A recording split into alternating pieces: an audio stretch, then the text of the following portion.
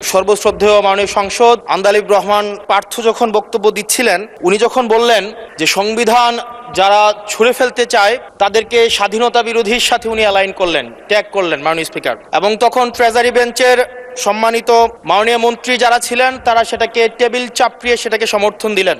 মাননীয় স্পিকার, গ্রামের ভাষায় কথা আছে, বলতে চাই না যে গাং পার হইলে মাঝি কোন দুলা ভাই। দেশের রাজনৈতিক অঙ্গনে এবং জাতীয় সংসদে আজ যে চরম নাটকীয়তা এবং উত্তাপের সৃষ্টি হয়েছে তা যেন রাজনীতিতে বুমেরাং বা নিজের পাতা ফাঁদে নিজেরই আটকে যাওয়ার এক অনন্য উদাহরণ। অনেকদিন পর আন্দালিব পার্থ সাহেবকে দেখলাম, গরম করে ফেলাইছে সংসদ।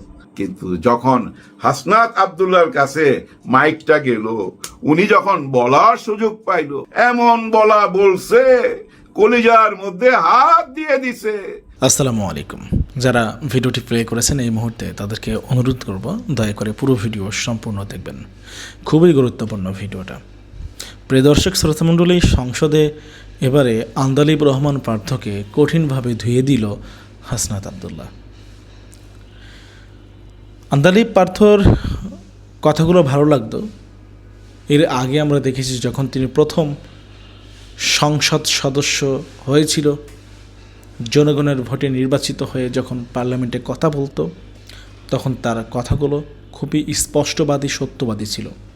কিন্তু এবারে তার বক্তব্য একটু চামচা টাইপের চাটুকারির দিকে যাওয়াতে হাসনাত আব্দুল্লাহ রীতিমতো কঠিনভাবে ধুয়ে দিয়েছে।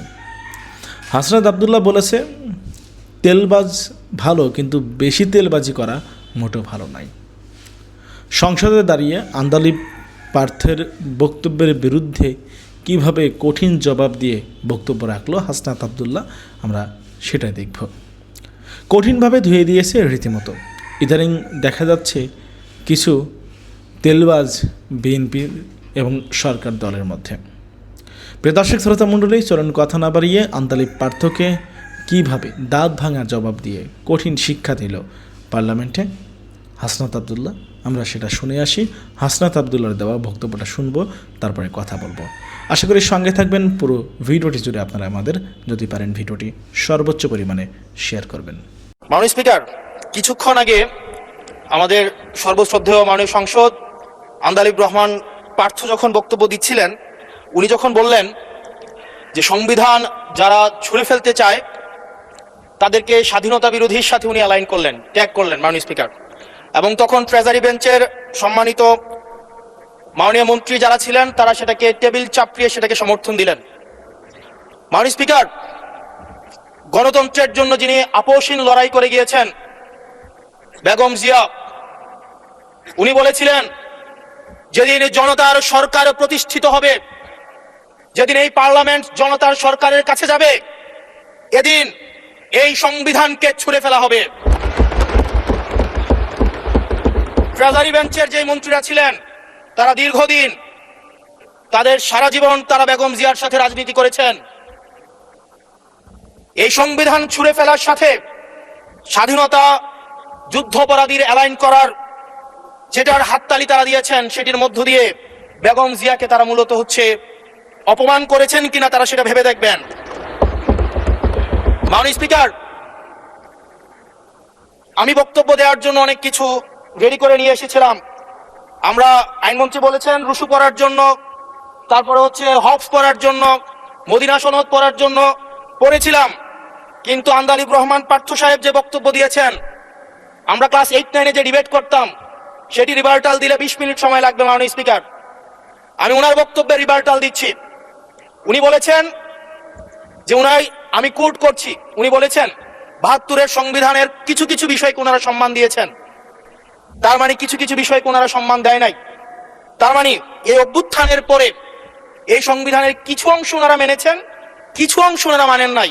ওনারা কেবল ওই অংশটাই মেনেছেন যে অংশটা ওনাদের পক্ষে গিয়েছে, যে অংশটা ওনাদের বিপক্ষে গিয়েছে এই অংশটা ওনারা মানেন নাই। মাননীয় স্পিকার, এই ধরনের প্রকৃতি সম্পন্ন যারা আছে বাংলাদেশের পার্লামেন্ট, যারা দেখছেন তারা সিদ্ধান্ত নেবেন। যারা কখনো কখনো কনফর্মিস্ট, যারা কখনো কখনো রিফর্মিস্ট, তারা মূলত অপরচুনিস্ট। এখন আমি সংবিধানের কিছু কিছু ধারা মানবো, কিছু কিছু ধারা মানবো না। আমি কখনো কখনো সাংবিধানিক, কখনো কখনো আমি অসাংবিধানিক। মাননীয় স্পিকার, যখন ডক্ট্রিন অফ নেসেসিটির প্রশ্ন আসে, মাননীয় স্পিকার, এই এক্সিস্টিং সংবিধান অনুযায়ী যখন 7A এবং 7B বলবৎ থাকে, সেই জায়গা থেকে আইনজ্ঞ করা মাননীয় স্বরাষ্ট্রমন্ত্রী উনি থাকলে ভালো হতো। ডক্ট্রিন অফ নেসেসিটি মাননীয় স্পিকার 48(3) অনুযায়ী রাষ্ট্রপতি সুপ্রিম কোর্টের মাধ্যমে একটা এই 106 অ্যাডভাইজরি একটা রুল আছে মাননীয় স্পিকার। এই অ্যাডভাইজরি রুলের মাধ্যমে সংবিধানের ফান্ডামেন্টাল কোনো বিষয় কম্প্রোমাইজ করা যায় না। মাননীয় স্পিকার, যদি আমি এই সংবিধান মানি, তাহলে এই অন্তর্বর্তীকালীন সরকারের বৈধতা প্রশ্নবিদ্ধ হয় মাননীয় স্পিকার। মাননীয় স্পিকার, যদি এই সংবিধানকে আমি ধারণ করতে চাই, মেনে চলতে চাই, সেদিন 64 বিধি অনুযায়ী অ্যাটর্নি জেনারেল নিয়োগ দেওয়া হয়েছিল 6 আগস্ট। মাননীয় স্পিকার, এই সংসদে প্রশ্ন রাখতে চাই, তৎকালীন বর্তমান রাষ্ট্রপতি চুপ্পু, তখন বলা হয়েছে অ্যাটর্নি জেনারেল নিয়োগ দেওয়ার ক্ষেত্রে প্রধানমন্ত্রীর সাথে আলোচনা করতে হবে। সেদিন কোন প্রধানমন্ত্রীর সাথে আলোচনা করা হয়েছিল সেটা আমাদেরকে অ্যাটর্নি জেনারেল জানাবেন। আমাদেরকে অ্যাটর্নি জেনারেল জানাবেন যেই হিয়ারিংটা হয়েছিল, এই হিয়ারিং এ উনি উপস্থিত ছিলেন কিনা। তখনকার সময় যিনি প্রধান বিচারপতি ছিলেন ওবায়দুল হক, তিনি তখন কোথায় ছিলেন, সেই রায়ের কপিটা আমরা দেখতে চাই মাননীয় স্পিকার। মাননীয় স্পিকার, আপনি যখন বেগম জিয়াকে 6 আগস্ট সর্বপ্রথম ছাত্র জনতা যখন সিদ্ধান্ত নিয়েছিল আর এক মুহূর্ত বেগম জিয়াকে কারাগারে থাকতে দিবে না, বেগম জিয়াকে রাষ্ট্রপতির আদেশের মধ্য দিয়ে বেগম জিয়াকে সেদিনই কারাগার থেকে যেই জুলুমের মধ্যে রাখা হয়েছিল, সেটা থেকে ছাত্র জনতার রায়ের মধ্য দিয়ে সেখান থেকে বের করে আনা হয়েছিল মাননীয় স্পিকার। যদি এই সংবিধানকে বাইবেল ধরে নেই, এই সংবিধানকে যদি গসপেল ধরে নেই, এই গসপেলের পুরোহিত অনুযায়ী যেভাবে ভ্যাটিকান সিটি চলে, সেটা যদি আমরা ধরে নেই, তাহলে মাননীয় স্পিকার, সেদিন বেগম জিয়া জেল থেকে বের হতে পারেন না মাননীয় স্পিকার। মাননীয় স্পিকার, সেদিন বেগম জিয়া জেল থেকে বের হয়েছিল অভ্যুত্থানের জনরায়ের ভিত্তিতে মাননীয় স্পিকার।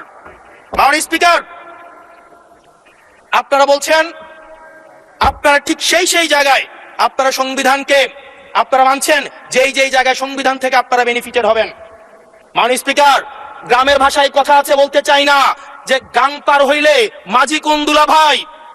ছাত্ররা, আপনাদের নেতা কর্মীরা গত 17 বছর ধান খেতে ঘুমাইতে হয়েছে,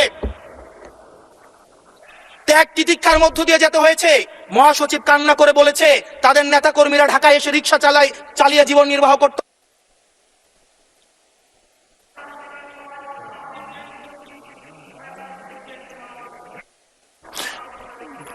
এক মিনিট বলেন। মাননীয় স্পিকার, আজকে দেখেন, আজকে লক্ষ লক্ষ নেতা কর্মী তাদের রক্ত দিয়েছে। ফ্যাসিবাদ বিরোধী প্রত্যেকটি রাজনৈতিক দল, কোন রাজনৈতিক দলকে বিশেষভাবে আমি আলাদা করতে চাই না, ফ্যাসিবাদ বিরোধী প্রত্যেকটি রাজনৈতিক দলের রক্ত, শ্রম, ঘামের মধ্য দিয়ে এই হাসিনার পতন হয়েছে। এই হাসিনার পতনের পরে যখন জনরায়, মাননীয় স্পিকার, যখন জনরায় কখনো কেতাবের কাছে মাথা নত করে না। এটা ভ্যাটিকান সিটি নয় যে গসপেল অনুযায়ী দেশ পরিচালিত হবে। 68% জনগণ তারা সিদ্ধান্ত জানিয়ে দিয়েছে এই সংবিধানের যেই বেসিক স্ট্রাকচারাল জায়গায় কোন জায়গাগুলোতে রিফরমেশন আনতে হবে। মাননীয় স্পিকার, আন্দালিব রহমান পার্থ সাহেব বলেছেন যে অর্ডারে নাকি সংবিধান সংস্কার পরিষদের গঠনটা নাই। উনি যদি একটু পরিশ্রম করতেন, জাস্ট একটা পাতা উল্টাইতেন, একটা পাতা পরেই বলা হয়েছে সংবিধান সংস্কার পরিষদ গঠন যদি হেজযুক্ত। ধন্যবাদ মাননীয় সদস্য, ধন্যবাদ। দেশের রাজনৈতিক অঙ্গনে এবং জাতীয় সংসদে আজ যে চরম নাটকীয়তা এবং উত্তাপের সৃষ্টি হয়েছে, তা যেন রাজনীতিতে বুমেরাং বা নিজের পাতা ফাঁদে নিজেরই আটকে যাওয়ার এক অনন্য উদাহরণ। সংসদ অধিবেশনে আজ ট্রেজারি বেঞ্চ বা সরকারি দলের পক্ষ থেকে দাঁড়িয়ে তুখোর বাগ্নি এবং সংসদ সদস্য আন্দালিব রহমান পার্থ বিরোধী দল তথা জামাত এনসিপি জোটের উদ্দেশ্যে অত্যন্ত কড়া এবং আক্রমণাত্মক একটি প্রশ্ন ছুড়ে দেন। তিনি অত্যন্ত তীক্ষ্ণ ভাষায় বলেন, যারা আজ 72-এর সংবিধান ছুঁড়ে ফেলে দিতে চায়, তাদের কি 71-এর পরাজয়ের গ্লানির কথা মনে পড়ে না? আন্দালিব রহমান পার্থ অত্যন্ত স্পষ্ট এবং জোরালো ভাষায় দাবি করেন, এই 72-এর সংবিধান যারা পরিবর্তন করতে চায়, তারা মূলত স্বাধীনতা বিরোধী শক্তিরই প্রতিচ্ছবি। তারা এমন চটকদার, আবেগঘন এবং আক্রমণাত্মক বক্তব্যে মুহূর্তের মধ্যেই সংসদে এক অন্যরকম আবহের সৃষ্টি হয় এবং প্রধানমন্ত্রী তারেক রহমান সহ ট্রেজারি বেঞ্চের প্রায় সকল সংসদ সদস্য একযোগে টেবিল চাপড়ে তার এই বক্তব্যকে স্বাগত জানান, যার রেশ ধরে সামাজিক যোগাযোগ মাধ্যমেও সরকারি দলের অ্যাক্টিভিস্টরা পার্থর প্রশংসায় রীতিমতো পঞ্চমুখ হয়ে ওঠেন। কিন্তু এই রাজনৈতিক উল্লাস খুব বেশিক্ষণ স্থায়ী হতে পারেনি, কারণ ঠিক এর পরপরই সংসদে দাঁড়িয়ে আন্দালিব রহমান পার্থর এই বক্তব্যের অত্যন্ত কড়া, লজিক্যাল এবং ঐতিহাসিক এক প্রতিবাদ জানান তরুণ প্রজন্মের তুখোর সংসদ সদস্য হাসনাত আব্দুল্লাহ। তিনি স্পিকারের দৃষ্টি আকর্ষণ করে অত্যন্ত সুকৌশলে পার্থর বক্তব্যের জবাব দিতে গিয়ে পুরো সংসদকে স্তব্ধ করে দেন। হাসনাত আব্দুল্লাহ সরাসরি স্মরণ করিয়ে দেন যে ৭২-এর এই সংবিধান ছুঁড়ে ফেলে দেওয়ার ঐতিহাসিক ঘোষণাটি একসময় স্বয়ং সাবেক প্রধানমন্ত্রী এবং বিএনপির চেয়ারপারসন বেগম খালেদা জিয়াই দিয়েছিলেন। যেদিন এই পার্লামেন্ট জনতার সরকারের কাছে যাবে, এদিন এই সংবিধানকে ছুঁড়ে ফেলা হবে। তিনি প্রকাশ্যে বলেছিলেন যে ক্ষমতায় এলে এই বাকশালী সংবিধান তিনি ছুঁড়ে ফেলে দেবেন।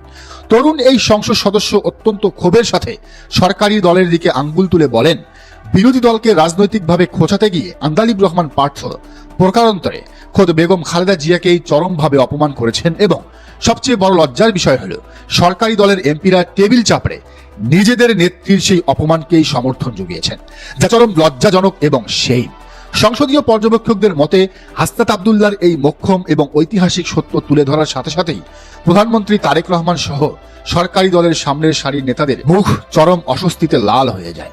রাজনৈতিক বিশ্লেষকদের অনেকেই মনে করেন ৭২-এর মহান মুক্তিযুদ্ধের মূল স্পিরিটের সাথে প্রথম বেইমানি করেছিল খোদ এই ৭২-এর সংবিধানই। কারণ ইতিহাস সাক্ষী, এই সংবিধানের আইনি মারপ্যাচ এবং দোহাই দিয়েই পতিত স্বৈরাচার শেখ হাসিনা বছরের পর বছর ধরে দেশে গুম, খুন, বিনা ভোটের নির্বাচন, রাতের ভোট এবং ডামি ভোটের মতো ভয়ঙ্কর সব অগণতান্ত্রিক কর্মকাণ্ড জায়েজ করেছিলেন। আর আজ সেই একই সংবিধান নিয়ে সংসদে যারা অতিভক্তি দেখাচ্ছেন, তাদের কিভাবে রাজনৈতিক এবং যুক্তির মারপ্যাচে ঘায়েল করা যায় তা নিয়ে অধিবেশন চলাকালেই জামায়াতের আমিরের সাথে হাসনাত আব্দুল্লাহ এবং হান্নান মাসুদের অত্যন্ত সিরিয়াস এবং একান্ত আলোচনারও দৃশ্য অনেকের নজরে এসেছে। দর্শক, আজকের এই চরম উত্তেজনার মধ্যেই সংবিধান ইস্যুতে সরকারি দলকে রীতিমতো একটি আইনি এবং রাজনৈতিক ক্লাস নিয়েছেন জামায়াতে ইসলামীর সংসদ সদস্য এবং সুপ্রিম কোর্টের প্রখ্যাত আইনজীবী ব্যারিস্টার নাজিবুর রহমান মোমেন। ১৫২ অনুচ্ছেদে বলা হয়েছে আদেশ অবশ্যই আইন। এক্ষেত্রে তিনি সংসদে দাঁড়িয়ে অত্যন্ত ক্ষুরধার যুক্তিতে বলেন, যে কোনো দেশের সংবিধানের আসল বাপ বা মালিক হলো সেই দেশের সাধারণ জনগণ। সংবিধান কোনো ঐশী বা পবিত্র ধর্মগ্রন্থ নয় যে যুগের পর যুগ তা কোনোভাবেই পরিবর্তন করা যাবে না। দেশের মালিক হিসাবে জনগণ যখন চাইবে তখনই তাদের প্রয়োজনে এই সংবিধান পরিবর্তন বা সংস্কার হতে পারে এবং ঠিক সেই অধিকার ও তাগিদ থেকেই সদ্য সমাপ্ত নির্বাচনে দেশের প্রায় ৭০% মানুষ এই গণভোট বা সংস্কারের পক্ষে তাদের ঐতিহাসিক রায় দিয়েছেন। ব্যারিস্টার মোমেনের এই অকাট্য আইনি যুক্তির পর সংসদে সরকারি দলের এমপিদের আর কোনো আইনি ব্যাখ্যা দেওয়ার সুযোগই ছিল না। রাজনৈতিক বিশ্লেষকরা বলছেন, প্রধান বিরোধী দল হিসেবে সংসদে জামায়াতে ইসলামী এখন একটি অত্যন্ত স্ট্রং বা শক্তিশালী অবস্থানে এসে দাঁড়িয়েছে এবং তারা সংবিধান ও অন্যান্য জাতীয় ইস্যুতে সরকার পক্ষকে একেবারে ধরে ধরে যুক্তি দিয়ে দাঁত ভাঙার জবাব দিচ্ছে। বিরোধী দলের আসনে বসে একটি রাজনৈতিক দলের ঠিক যে ধরনের আগ্রাসী এবং লজিক্যাল পারফরমেন্স দেখানো দরকার, গতকাল থেকে জামাত ঠিক সেই পুরনো এবং লড়াকু ফর্মেই যেন আবার ফিরে এসেছে এবং সংসদে তারা সেটা অত্যন্ত ধারাবাহিকভাবে প্রমাণ করে দিচ্ছে। শুধু নাজিবুর রহমান মোমিন নন, আজ আবারও ফাটিয়ে দিয়েছেন জামাতের এমপি শফিকুল ইসলাম মাসুদ। তিনি বলেছেন, এই বিএনপি সরকার ফ্যামিলি কার্ড, কৃষক কার্ডকে গুরুত্ব দিয়ে দেখলেও যে জনগণকে এসব কার্ড দেওয়া হবে তাদের রায় তারা মানছে না। যে জনগণ ৭০% ভোট দিয়ে গণভোটের মাধ্যমে সংবিধান পরিবর্তনের আদেশ দিয়েছে সেই আদেশ তারা মানছে না। তারা জনগণকে পাত্তাই দিচ্ছে না, গুরুত্বই দিচ্ছে না। আর আখতার হোসেন সংসদে দাঁড়িয়ে মূলত ইনডাইরেক্টলি সালাউদ্দিন আহমেদকে বাংলাদেশের ইতিহাসের সবচেয়ে বড় মুনাফেক হিসাবে পোর্ট্রে করলেন। আখতার জিজ্ঞেস করেছে, ৫ আগস্টের পর অ্যাটর্নি জেনারেল যিনি বর্তমান আইনমন্ত্রী, তার নিয়োগ কোন সংবিধান মেনে হয়েছে?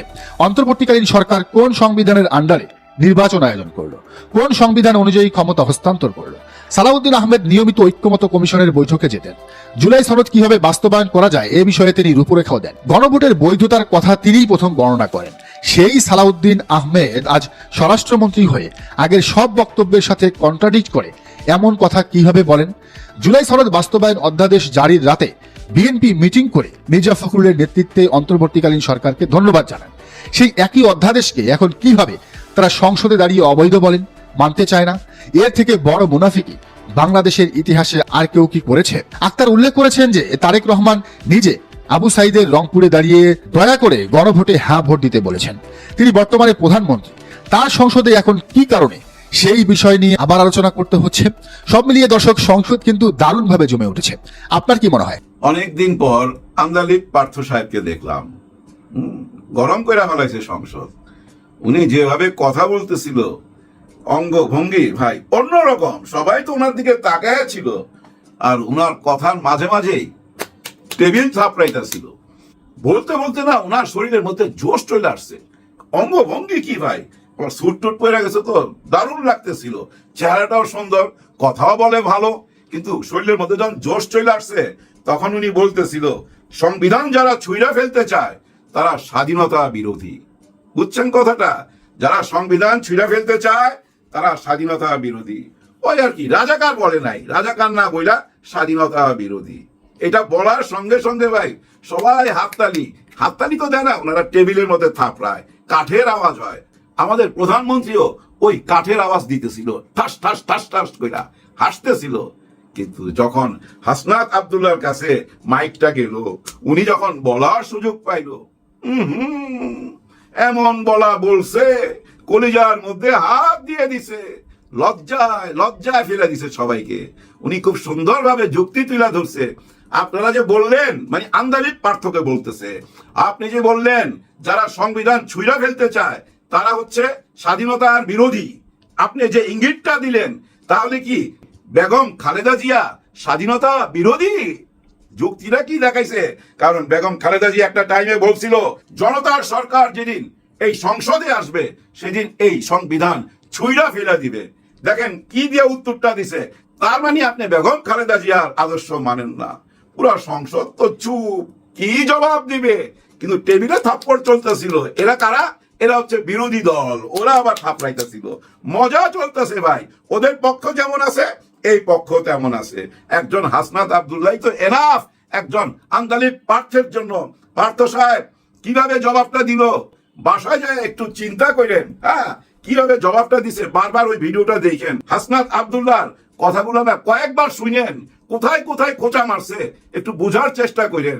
ওই দিন নাই, এমনও তো দিন ছিল যে সময় আপনি ছিলেন একমাত্র বক্তা টক শোতে, আবার এই সংসদে। এখন অনেক বক্তা আছে। তবে আন্দালিব সাহেব আপনার পুরা বক্তব্যের মধ্যে একটা জায়গায় এসে আমি কিন্তু থাইমা গেছি। হ্যাঁ, ওই জায়গাটা আমি বারবার দেখছি। কেন আপনি এই কথাটা বললেন? আপনি একটা বিশেষ কথা বলছেন, এই কথার মধ্যেই পুরা রাজনীতি লুকায় আছে, পুরা জুলাই সনদপত্রে লুকায় আছে এই আপনার এই কথার মধ্যে। সেই কথাটা কি জানেন? আপনি বলছেন তোমরা জেএনজি, হ্যাঁ ভাই তোমরা জেএনজি জেনারেশন আলাদা হও, তোমরা জামাত ইসলাম জেনারেশন হইও না, জামাত ইসলামের সাথে এতটা গভীর সম্পর্ক কইরো না, এইটাই তো বুঝাইতে চাইছেন। আর এনসিপি যে আমাদের দল, আমাদের হিরোরা যারা যুদ্ধ করেছেন, যারা এখানে আছেন, তাদেরকে বলে দিই আপনারা জেনজি কে রিপ্রেজেন্ট করেন, জামাত জেনারেশন হয়ে যান না। Look at the eyes of the people. আপনার এই কথা থেকে বোঝা যায়। হ্যাঁ, আপনার এই কথাগুলো তো ভাই সবাই ভিতরের কথা, মানে বিএনপি সবাই মনের কথা। আপনার এই কথা থেকে স্পষ্ট বোঝা যায়। এ ভাই তুমি আলাদা চলে আসো, যদি জুলাই সনদপত্রের স্বীকৃতি চাও, বৈধতা চাও। এখন যদি আমরা বিএনপি এটার বৈধতা দিতে চাই, স্বীকৃতি দেই, তাহলে তো ভাই টোটাল মালিকানা চলে যায় জামাতের ঘরে, এনসিপির ঘরে, শিবিরের ঘরে। হ্যাঁ, কারণ ওনারা তো এটার সাথে জড়িত না। ওনারা কয়েকবার বলছে, যখন এই আন্দোলন চলতেছিল জুলাই 36 দিনের মধ্যেই একটা বক্তব্য ছিল এই আন্দোলনের সাথে আমরা নাই। এখন কিন্তু আবার বলতেছে সবাই এই আন্দোলন আমরাই করছি। আবু সাইদের মতো আমাদের দলের কর্মী ওয়াসিম চিটাগাঙ্গে প্রথম জীবন দিছে, প্রথম শহীদ হয়েছে, এই দাবিটা করতেছে। এর মধ্যে নূর সাহেব বলছে, ভিপি নূর চিনেন তো ভাই, ভিপি নূর সাহেব এসে বলছে এরকম জুলাই তো আমরাই জন্ম দিছি, মানে উনি হলো জন্মদাতা। আসলে হয়েছে কি জানেন, মালিকানা চায়। জুলাই মালিকানাটা আমাদের, 71ও আমাদের, 24ও আমাদের। 71 আরেকজনের যে ছিল তারে আমরা ঠেকায় রাখছি দূরে দিল্লিতে। সে এখন আসবে কি আসবে না এটা পরের সাবজেক্ট, আগে এদেরকে সামলায় নেই। জুলাই স্বীকৃতি দিলে পুরা মালিকানা তো এইদিকে চলে যাবে, এদেরকে আগে সামলাইতে হবে। ওদিকে দেখেন শেখ হাসিনা কিন্তু বহুবার বলছে এই শিবিরের কথা, জামাতের কথা, এনসিপি এর ছেলেপেলেদের কথা বহুবার বলছে, নাম ধরে ধরে বলছে এরাই হচ্ছে আমার শত্রু, এরাই আমাকে দেশ থেকে তাড়াইছে। তার মানে কি সাক্ষী তো এখানেই দিয়ে দিল এরাই জুলাইর মালিক। আসলে কি এটা সত্য? না, একদমই সত্য না। এর সাথে বিএনপি জড়িত ছিল, বিএনপির কর্মীদের উপরেই তো বেশি অত্যাচার হয়েছে। মামলা মোকদ্দমা খুঁজা ভাই করে দেখেন, বিএনপির কর্মীরাই বেশি জেলে গেছে, ওদের নামই মামলা মোকদ্দমা বেশি। কিন্তু জুলাই গণ অভ্যুত্থানে বিএনপি, জামাত বা আজকের এনসিপি বা আরো যে দলগুলো আছে বাংলাদেশের, সবাই কি ছিল? না, সবাই ছিল না। যেমন আওয়ামী লীগ ছিল না, আর ছিল না জাতীয় পার্টি, তার সাথে ওই যে ইনু মিনু এরা ছিল না, কিন্তু বাংলাদেশের বাকি সবাই ছিল। রাজনীতি করে না এমন মানুষও ছিল, দিনমজুর ছিল, কৃষক ছিল, ছাত্র ছিল, কে না ছিল। মারা রাস্তায় নাই মারছে, মারা তাদের সন্তানদেরকে আগে ঠেলে দিয়া আল্লাহর কাছে খালি দোয়া পড়তেছিল। কেন? কারণ কি? কারণ সবাই চাইতেছিল মনে মনে এই সরকারের পতন হোক, বলতে পারতেছিল না। শেখ হাসিনা যতক্ষণ পর্যন্ত হেলিকপ্টারে না উঠছে ততক্ষণ পর্যন্ত কেউ তো বলতে পারতেছিল না, কেউ তো সাহস করে সামনে আসতেছিল না। যেমন আন্দালিব পার্থ সাহেব বয়ান তৈরি করছে, 2 ওভারে 12 রান নিছেন, ওকে 12 রান নিছেন 2 ওভারে, কিন্তু আমরা যে 300 রান করছি সেটার কি কোনো মূল্য নাই? মানে এই জুলাইয়ের সাথে কি আমরা জড়িত না? আমাদেরকে কেন জুলাই থেকে আলাদা করা হচ্ছে? এই কথাগুলো উনি বলতেছে, কিন্তু 5 তারিখের আগে 1 ঘন্টা আগে, মানে শেখ হাসিনা হেলিকপ্টারে উঠার 1 ঘন্টা আগে এরকম জোর দিয়া বলার মানুষ তো আমরা পাই নাই। এখন পাচ্ছি কেন? প্রায় 70% মানুষ হ্যাঁ ভোটে ভোট দিছে। তো এটা না মাইনা উপায় আছে? পৃথিবীর কোন আদালত আছে এটাকে অস্বীকার যাইতে পারে? বাংলাদেশের এই উচ্চ আদালতে যায় যদি কেউ দাঁড়ায়, কি জবাব দিবে? এই ভোটটা অবৈধ এটা বলতে পারবে? এটা বলার সঙ্গে সঙ্গে পুরো নির্বাচনটাই তো অবৈধ হয়ে যাবে, তাই না ভাই?